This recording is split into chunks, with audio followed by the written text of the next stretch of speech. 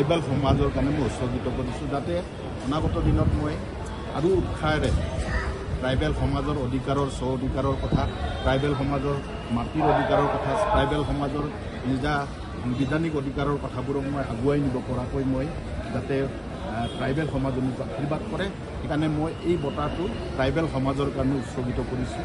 যিহেতুকে মোতকৈ বহু জ্ঞানী গুণী মানুহে সৰ্বভাৰতীয় ভিত্তিত এই বঁটা প্ৰদান কৰা হৈছিল, য'তে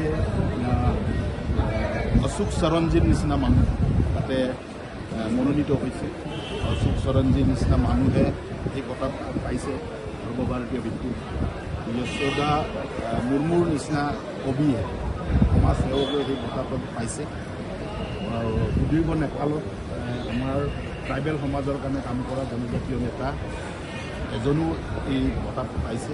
চ' সেই লাইনত যদি চাওঁ তেতিয়াহ'লে মোৰ কাৰণে এইটো এটা বৰ বেছি উৎসাহিত কৰাৰ কোনো প্ৰয়োজন নাই বুলি কাৰ উদ্যোগত আৰু ক'ত অনুষ্ঠিত হৈছে?